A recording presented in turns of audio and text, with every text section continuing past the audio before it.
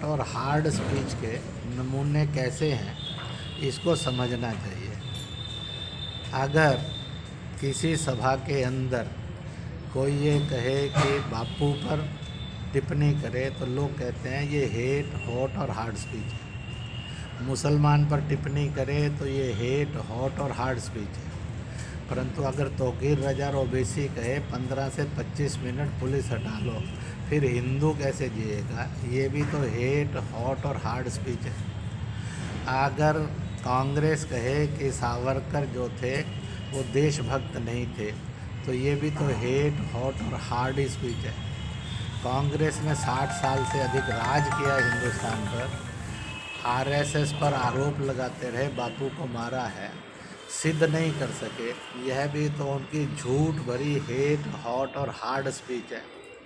इसी तरह से 1947 में कांग्रेस ने और अंग्रेज के बहकावे में आकर जिन्ना के सामने भारत का विभाजन कराया।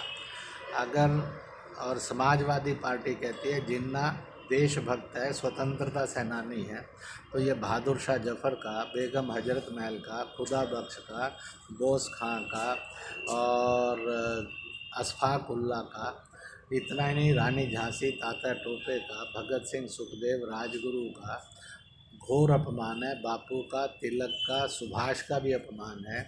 इतना ही नहीं है, ये चंद्रशेखर आज़ाद, राम प्रसाद बिस्मिल का भी घोर अपमान है। लाखों स्वतंत्रता सेनानी और सत्याग्रहियों का अपमान, यह देशद्रोह जैसा हेट हॉट और हार्ड स्पीच है। इसी तरह से आप देखेंगे 47 के बंटवारे के समय में, जबकि 18 अगस्त 1945 को ब्रिटिश हुकूमत ने पंडित नेहरू के नेतृत्व में घोषणा की थी कि सुभाष की मृत्यु हो गई है विमान दुर्घटना में, फिर उनके द्वारा और समझौता करते समय विभाजन का और आज़ादी का ये लिखा जाना और यह शर्त बनना, अगर सुभाष पकड़े गए तो उनको देशद्रोह के आरोप में ब्रिटिश हुकूमत को और सुपुर्द कर दिया जाएगा। जब मृत घोषित कर दिए तो फिर ये समझौता और सुभाष पर यह आरोप लगाना, वह देशद्रोह के अपराधी हैं। ये भी hate hot and hard speech है। और इस प्रकार से अगर विचार करेंगे तो जितनी भी हेट हॉट और हार्ड स्पीचेज हैं उनका मूल्यांकन करें तो यह सारे के सारे इस बात को सिद्ध करेंगे कि कानून सबके लिए एक जैसा होना चाहिए। हेट हॉट और hard speech of any style इतना ही नहीं है, आस्थाओं का अपमान नहीं होना चाहिए कि कुरान हो, श्री गुरु ग्रंथ साहब हो, बाइबल हो, गीता हो, पर किसी को गाय माता लगती है तो उसका वध करना, ये भी तो हेट हॉट और हार्ड वर्क है। और उसके कारण लिंचिंग, आस्था की लिंचिंग हो, जानवर की लिंचिंग हो, आदमी की लिंचिंग हो, यह सब भी hate hot and hard speech है।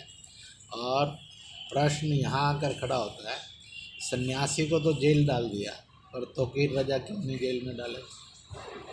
आपने एक और को तो जेल में डाल दिया, पर अखिलेश को और राहुल को जेल में क्यों नहीं डाला?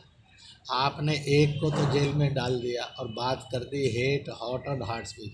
तो बाकी जो हेट हॉट और हार्ड स्पीचेस कर करके देश का वायुमंडल जहरीला बना रहे हैं, उनके खिलाफ भी कार्रवाई होना यह आवश्यक है। इसलिए भारत का संविधान मानवता, सभी मजहब ये कहते हैं कि अपराधी अपराधी है, वो किस जात का है, किस पार्टी का, किस मजहब का है। क्योंकि दुनिया के अंदर एक बात तय है कि मजहब से जन्नत और जन्नुम नहीं है, जाति से स्वर्ग और नरक नहीं है, पार्टी से अच्छा और बुरा नहीं है। किरदार और कर्म तय करता है कि अगर अच्छा है तो जन्नत है, स्वर्ग है, अगर बुरा है तो नरक है, जन्नुम है।